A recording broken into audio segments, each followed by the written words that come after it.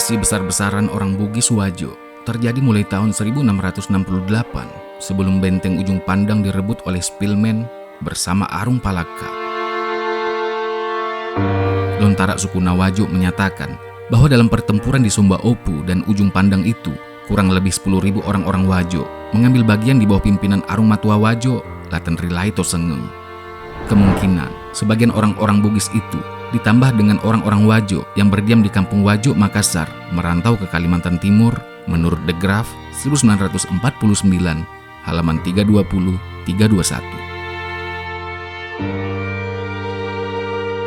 Tapi sebelumnya jangan lupa untuk like, subscribe, dan share channel ini. Juga aktifkan notifikasinya agar teman-teman bisa mendapatkan info mengenai video lainnya. Orang-orang Wajo dengan izin Sultan Kutai membentuk Republik Demokratis di Kalimantan Timur yang oleh mereka dinamakan Samarinda. Menurut Kartanegara, saudara Sultan Kutai terakhir, perkataan Samarinda itu berasal dari kata Samarendah. Kemungkinan dinamakan demikian karena kepala masyarakat Bugis tersebut bukanlah raja, tetapi hasil pilihan langsung orang-orang Bugis. Kepala masyarakat itu diberi puaadu atau primus inter pares. Maka, sejak saat itulah Samarinda menjadi pusat perdagangan bagi orang-orang Bugis. Lontara suku Nawajo, halaman 343 menyatakan bahwa selama Wajo berada di bawah dominasi Arung Palaka dan VOC dari tahun 1670 sampai tahun 1736, terjadi kelaparan yang hebat. Sedangkan perdagangan orang-orang Wajo praktis terhenti karena dilarang berdagang dengan dunia luar. Banyak sekali orang-orang yang menderita itu kemudian merantau ke Makassar, Donggala, Gorontalo, Bima, Kalimantan, Jawa, Sumatera, Singapura, Johor, Patani, dan Kamboja. Kemudian sebagian pedagang-pedagang Bugis terpaksa melakukan penyelundupan dalam istilah VOC. Sebab para pedagang makin meningkat disebabkan oleh dua hal. Yang pertama, di bawah pemerintahan Arung Matua Wajo, Lasalewangeng, Totan Rirua, 1713 hingga 1736, dibentuk sejenis bank koperasi yang memberikan kredit kepada para pedagang yang hendak menjual barangnya keluar Sulawesi. Selanjutnya yang kedua, di beberapa tempat seperti Samarinda, Pagatan, Bima, Sumbawa, Kalimantan Barat, Riau, Tumase atau Singapura, Johor, dan lain-lain, terdapat pedagang-pedagang Bugis yang dipimpin oleh Matua Dagang. Orang-orang Makassar pun banyak yang meninggalkan negeri mereka karena mengalami nasib yang sama dengan orang-orang Wajo. Mereka diperkirakan ke daerah-daerah yang pernah ditaklukkan oleh kerajaan Goa pada permulaan abad ke-17, yaitu Bima yang takluk pada 1617, Sumbawa pada 1619, Banggai dan Sulu pada 1634, Timor pada 1640, Sumba, Dompu, Sanggar, Kutai, dan Berau pada 1618, Buton, Muna, Bungku, Salor, Tedak, Manggarai pada 1626, Limboto, Gorontalo, Tondano, dan Sangir pada 1634, Buru, Bea, dan Bebe pada 1640, di mana bermukim orang-orang Makassar dan Bugis. Laside Daeng Tapala 1975. Selanjutnya, diperkirakan yang terbanyak dituju ialah Bima dan Sumbawa, karena sejak tahun 1618 terjadi kawin-mawin antara orang-orang Makassar, Bugis, dan orang-orang Sumbawa serta Bima. Perpindahan orang-orang Sulawesi Selatan tersebut di atas disebabkan Bandar Makassar sebagai pelabuhan terbuka untuk segala bangsa yang menggantikan Bandar Malaka setelah direbut oleh Portugis pada tahun 1511 sudah tidak dapat dipergunakan lagi oleh orang-orang Sulawesi Selatan karena adanya larangan dari VOC berdagang dengan negeri-negeri lain. Bastain 1964 halaman 145. Menurut Jacqueline Lenton 1975 halaman 174 sampai tahun 1669, orang-orang Sulawesi Selatan yang bergerak keluar itu adalah pedagang-pedagang yang olehnya tidak dinyatakan sebagai migrants, tetapi sebagai perantau yang berkeliaran di Nusantara untuk berdagang sesuai dengan arah angin muson yang berlaku. Namun, patut dicatat bahwa seperti telah dikemukakan oleh Dr. De Graaf, telah terjadi perpindahan penduduk Sulawesi Selatan pada waktu itu ke Samarinda. Seorang bangsawan yang tidak membawa pengikut atau kurang pengikutnya akan berusaha dengan sekuat tenaga mengumpulkan pengikut di perantauan, baik orang-orang Sulawesi Selatan maupun suku bangsa lain. Di kalangan perantau-perantau Bugis, dahulu kala dikenal semboyan yang berbunyi, Nareko, Sompeku, Ritaue, ajakmu maelo, mancaji anak guru, ancaji punggawaku, namauni punggawa parampok muna. Jikalau engkau berlayar ke negeri orang, janganlah engkau hendak menjadi anak buah, menjadilah engkau pemimpin, sekalipun hanya sebagai pemimpin perampok. Contoh orang Makassar yang berangkat dengan kurang pengikut, bahkan mungkin berangkat seorang diri, ialah Syekh Yusuf 1626 hingga 1699. Beliau berangkat ke Banten dengan bekal yang secukupnya saja. Dari Banten, beliau menumpang kapal Inggris yang menuju Eropa. Sesampai di Jeddah, beliau turun dari kapal dan menuju Mekkah. Di sanalah beliau belajar agama karena ingin menjadi sufi. Sekembalinya dari Mekkah, Syekh Yusuf berdiam di Banten dan kawin dengan seorang putri Sultan Banten Tirtayasa bernama Sarifah, Profesor Dr. Tujimah 1970 halaman 3, atau Ratu Aminah dari silsilah Banten, dan memperoleh anak lelaki bernama Syekh Jaliluddin silsilah H.A. Ghalib. Kalau pada abad ke-18 diberitakan adanya penyebaran penduduk Wajo ke Kalimantan Timur secara besar-besaran dan meningkatnya apa yang dinamakan penyelundupan oleh VOC yang dilakukan oleh orang-orang Sulawesi Selatan, maka pada kurun waktu ini disebut sebagai The Expansions of Bugis Trade atau perluasan perdagangan orang-orang Bugis. Jacqueline Lenton 1975 halaman 177. Sebagian besar pedagang-pedagang Bugis dan Makassar meninggalkan daerah-daerah mereka karena domestic konflik. Jacqueline Lenton 1975 halaman 177, yang kadang-kadang diatur dan dicampuri oleh Belanda. Dalam hubungan ini, perlu juga diperhatikan apa yang dikemukakan oleh Andaya 1970 halaman 13, sebuah fakta tentang kondisi yang tidak menyenangkan di Makassar, yang mengharuskan mereka menemukan sebuah rumah baru di suatu tempat yang jauh dari jangkauan penguasa Makassar dan Bugis, yang pada saat itu sedang bertikai. Di samping keadaan tersebut, menurut Crawford 1856 halaman 75, perantauan itu disebabkan oleh karakter dasar orang-orang Bugis, terutama di kalangan orang-orang Wajo. Namun, tidak semua orang Bugis meninggalkan Sulawesi Selatan dengan maksud berdagang semata-mata. Sebagian mungkin hendak bertualang, sebagian hendak mencari nafkah, sebagian memang hendak menetap di negeri lain karena persoalan siri atau kesulitan lainnya. Yang tercatat di dalam Lontara adalah sebagai berikut.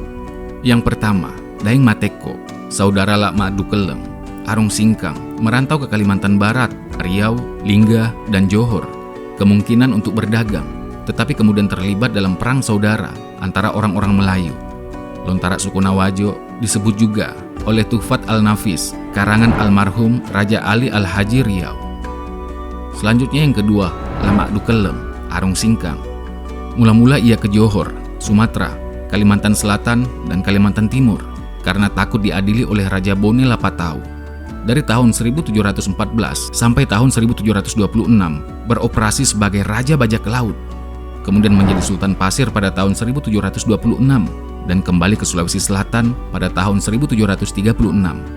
Sejak saat itu, beliau kemudian menggalang persatuan dengan Imam Pasempe, Karengbon Tolangkasa, dan Daeng Mamuntuli, Arung Kaju untuk mengusir Belanda dari Makassar. Namun gagal karena terbagi duanya orang-orang Bone dan orang-orang Goa. Nurdin 1955 10 125. Selanjutnya Latatta Ambarala atau Admiral, anak Lakasi Punggawa atau Panglima Besar Bone, serta saudara seibunya bernama Laten Ridolong, Tolek Bai, Datuk Pamana. Mereka melarikan diri dengan para pengikutnya ke Kamboja karena telah dipersalahkan melakukan kejahatan berat oleh Raja Bone pada abad ke-18. Keduanya kemudian mengawini anak-anak Raja Kamboja dan mempunyai beberapa anak. Latatta Ambarala disertai putrinya bernama Raja Siti, kemudian bermukim di Singapura. Turunannya yang terkenal kaya di Singapura ialah Haji Nonci yang berayahkan seorang Arab atau Al-Habsyi atau Sarip Muhammad. Konon kabarnya, Latatta kemudian pindah lagi ke Patani, sedangkan anak-anaknya di Kamboja ditinggalkannya di sana. Lalu Laten Ridolong, Tolek Bai kemudian diberi ampun oleh Raja Bone dan kembali ke Pamana. Namun anak-anaknya menetap di Kamboja, Lontara Andi Paramata dan Lontara suku Nawajo 594 hingga 595.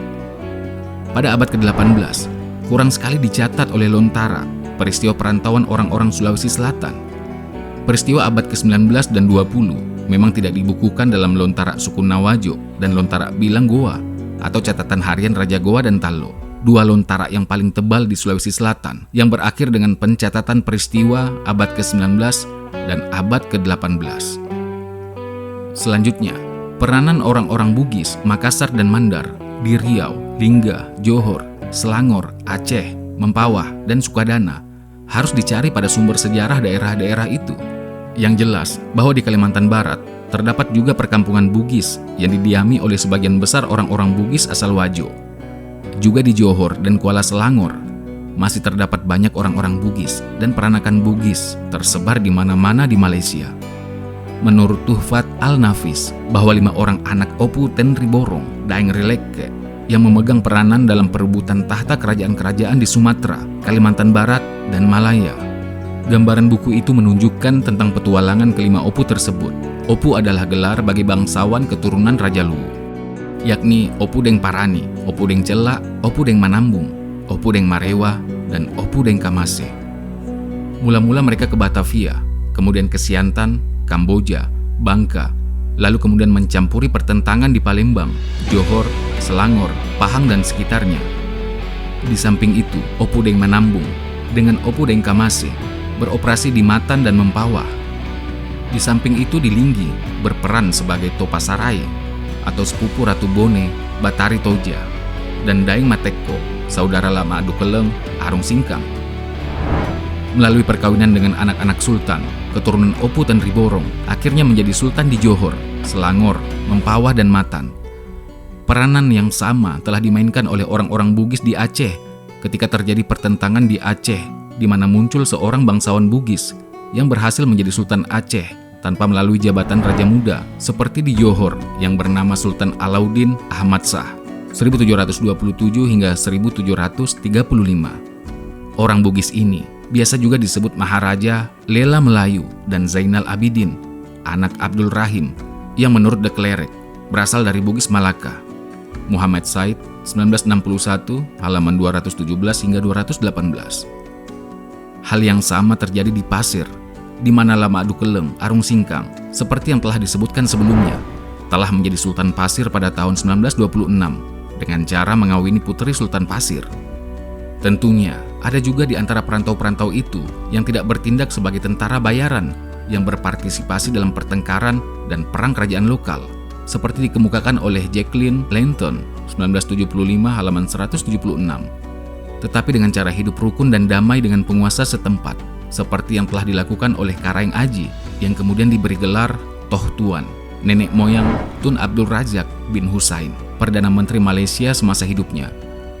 Karaeng Aji diriwayatkan meninggalkan negerinya, mungkin salah satu kerajaan di daerah Makassar, kira-kira pada tahun 1722, kurang lebih bersamaan datangnya di Malaysia dengan Opu Tenriborong dan 5 anaknya, Topasarai, Daeng Mateko, Arung Lenga, Arung Belawa, Anak Koda Alang, Daeng Taliba, Raja Pasir Lama Adu Keleng, Daeng Masuro, Andre Guru Lamallo, Marak Diamandar, dan lain-lain.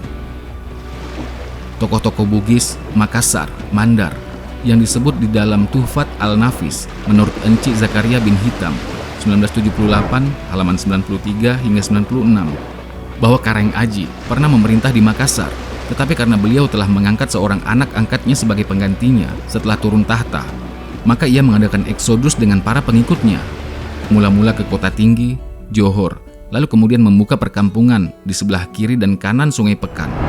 Kampung itu disebut Mengkasar atau Makassar sampai sekarang.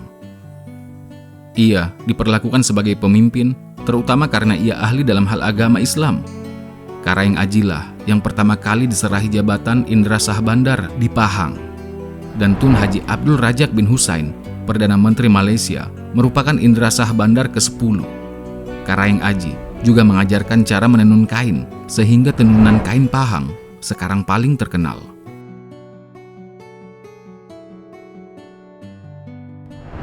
Sampai di sini catatan kaki kita kali ini.